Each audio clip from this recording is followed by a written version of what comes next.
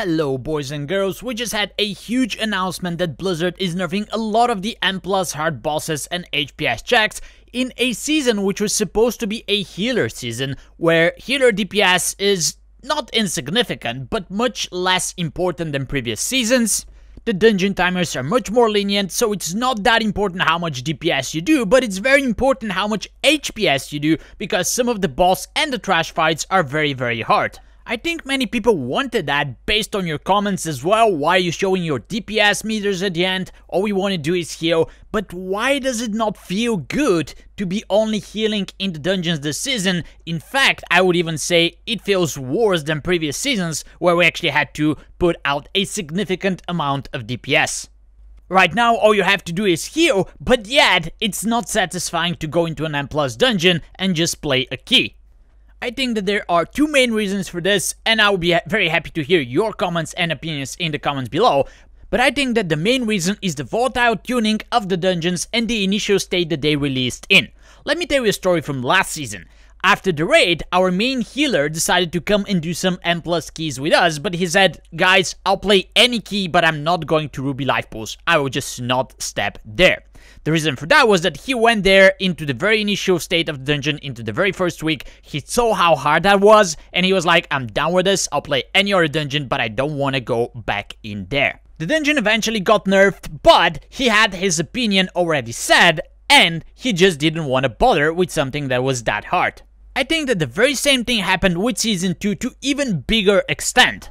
I remember jumping into a Neltharion lair the very first week. We did a +14 on Tyrannical Key, and we went to the third boss, the Worm boss, which was not nerfed at that point. I remember doing 110k HPS at a +14, and we still died, and we still couldn't kill the boss. Just the damage output was so big that no matter how much HPS I did, we just couldn't meet the requirements. This boss eventually got nerfed 2-3 times. It's nerfed again in this new set of nerfs that Blizzard just released. But the same as my previous example, people just get turned down by how hard the dungeon is and they just don't want to go there again. The same as Season 1, we got a lot of nerfs throughout the season, and eventually the dungeons got to a playable state, not as hard as their initial release state, but a lot of people would quit up until that point, and they wouldn't wait long enough to actually see those nerfs go through. Now, of course, Blizzard, I guess, does not want to release the dungeons into a very easy state and then buff them later if they decide that this is necessary, but keep in mind that the testing that happens usually is done and performed by some of the best players in the world. If you open a video on the PTR, who are you looking at? Are you looking into your guildies, or are you looking into the best players in the world? Probably the latter, because those are the people that actually go in the PTR and test it. However, you should consider that in comparison to us mere mortals, those people are much more skilled and they can actually handle much bigger healing checks, DPS checks, mechanics checks, etc. And usually they also have a team, so they're much more coordinated than your regular every week's PUG. So naturally, if we do the tuning based on their performance, people like us who are not on top of the pack will struggle, or it would be even impossible for us to play the way they did and to meet those tuning requirements. So as much as I'm a fan of just healing and not DPSing that much, it is very discouraging and very demotivating to play in the early days of the season, because you know that everything is going to be overtuned, it's going to be really hard, and it's just probably sometimes even impossible for us to handle. And then the other thing is that the nerfs are eventually going to come, alright, but most people don't even understand about the nerfs, because what happens in-game for you to understand that the boss is nerfed? I certainly don't go and read the blue posts in some forums in WoW or whatever. I will check Wowhead every now and then to understand for some of the changes, but my previous example, the people who said, oh, this dungeon is very hard, I'm never going to go there again, since they're not that interested in M+, they will never understand that there were nerfs coming in unless somebody tells them, etc. So they will just stick with their first initial impression that this season is way too hard to heal, and they'll never look back and play again. So yeah, I'm not sure how you can actually make more people to test and get a bigger set of people who are going to be testing the HPS and DPS checks, and I also don't know how you can improve those nerfs communication so people actually know about them. But I feel that this is an area where they need to improve a lot so that actually the player retention is much bigger after that initial spike in the beginning of the season, which very quickly turns off a lot of players and makes them not play again in M+ till the end of the season. Alright, and then we get to the players who made it past those first few weeks. Somehow you knew that the nerfs are coming, you didn't give up, and now you're playing dungeons where you're supposed to just heal, not DPS, but it still doesn't feel quite right.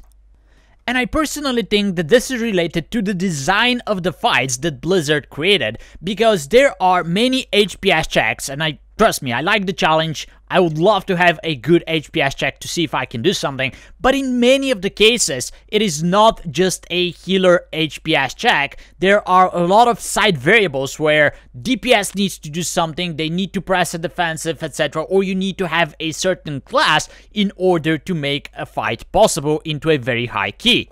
We already saw that in Season 1 and I talked about it a lot, but I hated Tempo of the Jade Serpent because the last boss on High Tyrannical Key was very easy if you had a second Decurse, second Dispel, or almost impossible if you only had one and the healer had to do a huge amount of HPS just for the second person who got the curse to survive.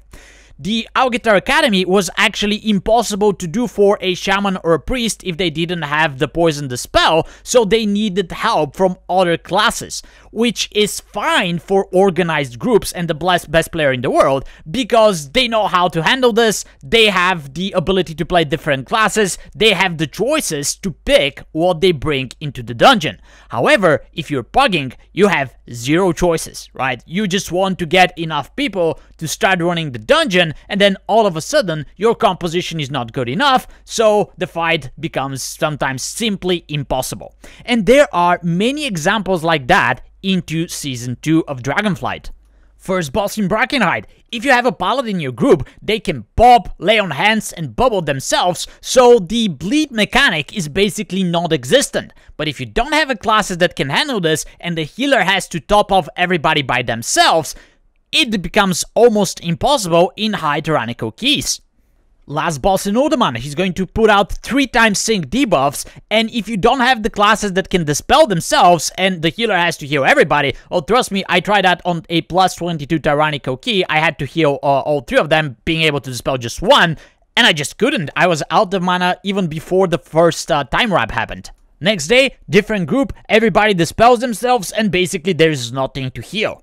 Niltara's last boss in its initial state was almost impossible to do if you didn't have enough Decurse dispels, which again required some specific classes to have in your group, which is almost impossible for PUGs. Luckily they nerfed that, but that initial state was pretty bad in design perspective. There's so many overlaps in some of the boss mechanics that basically require the DPS or whoever person gets the mechanic to press a defensive, and if they don't, they simply die, but if they die, of course, they blame the healer. For example, the last boss in Vortex Pinnacle, if you get the Chain Lightning while Spark is alive, you basically need to press a defensive because you're low on health already. The first boss in Brackenhide Hollow, if you get the bleed and then you get fixated. Third boss in Uldaman, if you get the dot and there is a stomp on the ground, you basically need to press defensive because the healer is flying all over the room and cannot heal you. And on high keys, it might even be not enough if you play correctly. I remember DPSing the third boss in Uldaman, I got the dot, so I pressed my defensive, I used the health pot, I survived. And then I got unlucky and got the dot again. My defensive was on cooldown, I popped my Ancestral Guidance, there was a priest who actually popped Vampiric Embrace, and I still died on the stomp with nothing that I could have done, even though I received a small heal from the healer. So all of that basically creates a very volatile and very toxic environment to be a healer, because there are some very good DPS checks where the healer is tested, but he's not dependent on other people doing and pressing buttons. But then the other half of the HPS checks is basically you relying on somebody to play correctly, and even in, like, let's say the last boss in Brackenhide Hollow, if a totem goes off, which is basically a DPS check, you can still try to salvage the situation, heal everybody through the dot, but if you fail, obviously that's a healer issue, right?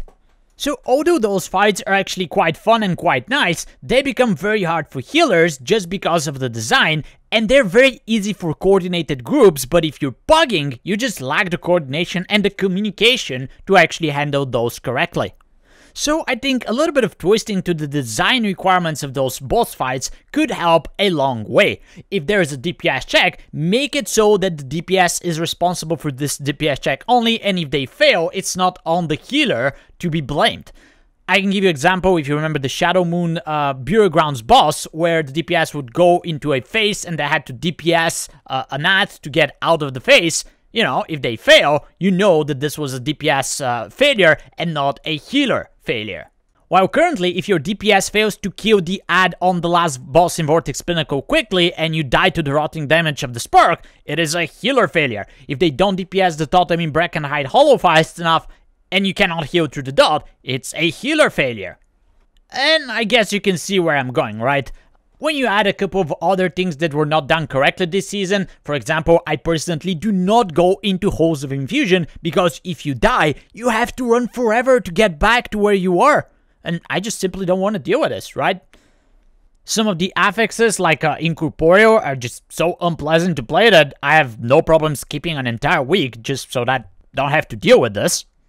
And when you add all of those little things that make you not play the game, and when you know that you have to wait weeks for nerfs to actually come through so the dungeons are playable, I can easily see why people lose the motivation and the desire to play the game.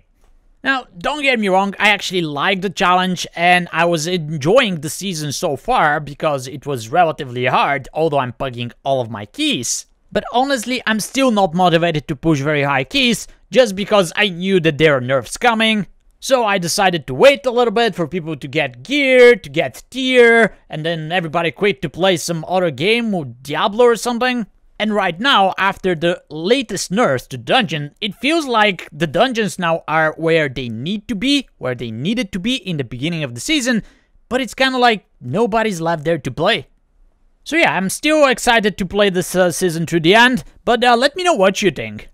How do you feel so far about the season? Do you enjoy it? Are you looking forward to what's to come? Or you just quit the game and you don't want to bother with it anymore? Do you agree with my comments? And do you have any suggestions on what could be potentially changed for the next seasons so we don't get burned out or we don't lose desire to play as it happened to so many people in Season 2? Let me know what you think in the comments below, or feel free to join my Discord listed in the description of this video. Plenty of helpful people there with very interesting discussions as well. Thanks for watching, happy keying, and I'll see you in the next video.